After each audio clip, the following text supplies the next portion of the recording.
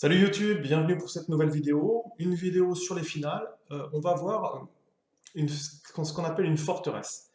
Alors une forteresse, c'est quand l'adversaire a un avantage conséquent et qu'en fait, il ne peut pas gagner. Voilà. Alors qu'est-ce qu'on a comme forteresse? On en a une célèbre fou cavalier contre dame. On a des forteresses pion-tour contre dame, etc.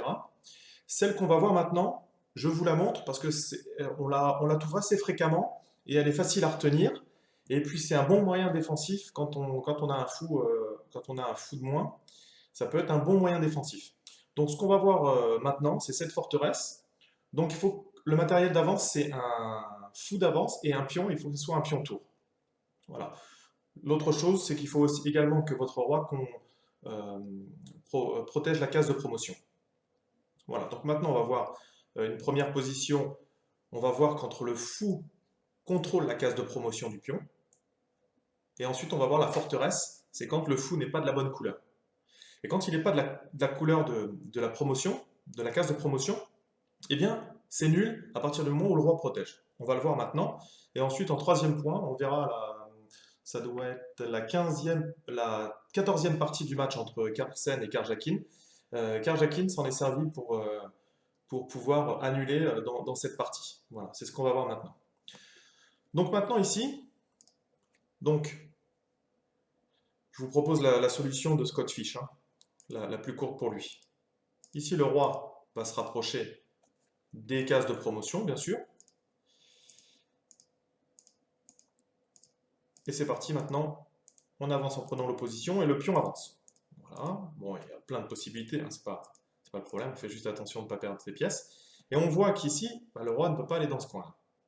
Le roi prend l'opposition, on avance le pion, et ici on a un mat en 4, à base de fou ici, seul coup possible, on perd un temps, on revient, et comme ici c'est contrôlé par le fou, il suffit de faire échec, on vient mettre le roi en situation de patte, mais comme on a un fou qui contrôle la case, ici on a échec et mat. Voilà. Ce qui fait qu'on peut gagner ici, c'est le fait que le fou est de la couleur de la case de promotion du pion tour. Voilà. Maintenant, ce qu'on va voir, on va voir la position de forteresse. Donc ici, il faut que le roi puisse contrôler la case de promotion ici. Voilà. Il se met devant le pion, et ensuite on a un fou qui est de couleur différente. Donc maintenant on va voir ce qui se passe. Fou G7, roi D5, le roi reste dans ce coin, s'il peut gêner le pion, il ne s'en prive pas. Ici par exemple G8, on avance le pion, on vient dans le coin, et là on commence à voir la petite subtilité, c'est qu'ici on commence à plus avoir de cases. Ici par exemple, on avance le roi ici, on continue à faire notre aller-retour, échec, on vient se mettre dans le coin, et maintenant, cette case n'est plus accessible au roi noir. Donc le roi noir ne peut qu'aller ici. Voilà. Mais s'il le fait par exemple, je ne sais pas s'il bouge le fou, ici on ne pourra jamais faire promotion parce que le roi contrôle la case. Donc on vient rejouer le fou, parce qu'il faut quand même protéger le pion. On revient dans le coin. Et si le roi se rapproche du roi, eh bien il lui enlève cette case-là, et comme ça c'est protégé par le fou, c'est patte. Voilà. J'attire juste le fait qu'il faut bien sûr que vous sachiez, si par exemple ici on vient bouger le fou et qu'on ne défend plus, malgré le fou de plus, le mat est impossible. Hein. Voilà, ça je le dis pour les débutants. Voilà. Donc c'est une forteresse qu'il faut connaître. Ça peut être des fois un moyen défensif quand vous avez un fou, et par exemple il y a des ponts tours, vous allez faire des échanges, etc. Eh bien regardez le fou qui reste et le pion tour, bah, choisissez celui qui n'est pas de la même couleur que le fou. Voilà. Et vous aurez peut-être des possibilités de faire cette forteresse.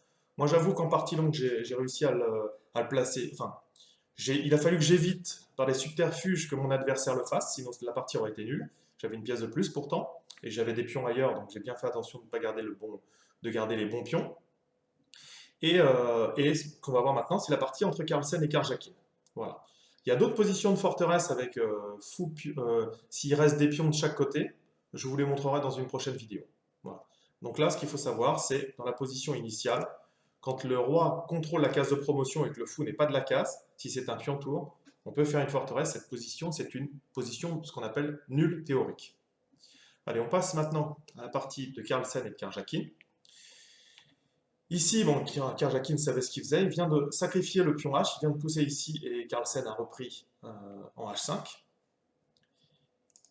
Ici, F5, donc Karjakin vient sacrifier encore un pion, pour maintenant sacrifier la tour contre le fou qui contrôlait la case de promotion. Et ici, bon, c'est pas un pion tour, c'est deux pions tour, mais ce qui se passe, c'est que même s'il y en a 2, 3, 4, de toute façon, ça serait nul. Voilà, parce que le problème, il vient de la case de promotion. Roi G8, fou D3, on revient dans le coin, et si le roi vient en F8, eh bien ici, la fin de partie entre Carlsen et Karjakin a été G5. Donc ici, si on prend en passant, eh bien la position est patte. Le roi ne peut pas aller ici, il ne peut plus aller là. Donc il y a eu partie nulle, c'est comme ça que la partie a fini. Si ils prennent de ce pion, eh bien comme le fou contrôle ces cases-là et que le roi contrôle celle-ci, il y a encore une position de patte. Donc là, vous voulez dire où je veux en venir, bah, c'est qu'ici, Carlsen n'était pas obligé de reprendre. Il pouvait par exemple jouer le fou, par exemple ici. Voilà. Et bien ici, Karjakin n'aurait pas posé de problème, il pouvait prendre ici, mais tout simplement, il laisse les pions tour, peu importe, et il va faire une dame. Et à ce moment-là, Carlsen va bien être obligé de stopper la dame. Et on se retrouve dans la position qu'on a vue tout à l'heure, malgré les deux pions. Ici, ce sera impossible pour les blancs de progresser. Dès qu'on va faire échec, on revient dans le coin. On est en situation de patte, donc on est obligé de bouger le fou. On revient ici. Si on avance le pion, il est perdu, donc on peut essayer de ramener le roi. On revient encore ici. On n'a plus qu'une case ici. Voilà. Donc ici, bah, le pion est perdu. Hein. Bon, peu importe, c'était pour vous montrer. Le pion ici. On peut, ici, il y a un patte. Là, le pion va être difficile à défendre, donc non, je viens ici. On revient ici, je commence à avancer. Je reste dans mon petit coin. Échec. Ici, c'est patte. Donc si je ne veux pas, je viens ici. Peu importe. Échec, je reviens. Et ici, c'est patte. Et ici, on peut vivre encore, mais le pion va tomber. Échec, et le pion tombe, et la finale est perdue. Et match nul, parce que le fou ne peut pas... Voilà. Donc je vous remonte la position initiale. Ici, il ne faut pas se tromper, c'est bien la tour contre ce fou-là qu'il faut prendre. Karjakin aurait pu prendre ici directement, il n'y a aucun problème. Et ensuite donner les pions, et ensuite on alterne entre ces deux cases-là. Voilà. Quoi qu'il arrive, on ne pourra pas prendre. Ici, on a patte. Donc on vient ici.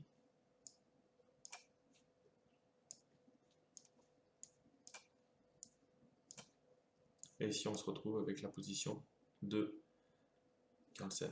Si ça prend en passant, patte. Si ça vient ici, patte. Et si on poursuit, on se retrouve avec la finale que je vous ai donnée. Voilà. Donc, une position à connaître, c'est cette position. Le pion tour, le fou qui ne contrôle pas la case de promotion, c'est nul. Si le fou contrôle la case de promotion, c'est un gain pour les blancs. Enfin, c'est un gain pour le camp le plus fort. Voilà. Donc, c'est une forteresse utile à connaître, d'accord, en défense, c'est un bon moyen défensif. On le retrouve assez fréquemment. Voilà, c'est un thème qu'on retrouve fréquemment, c'est pour ça que je vous le montre. Voilà.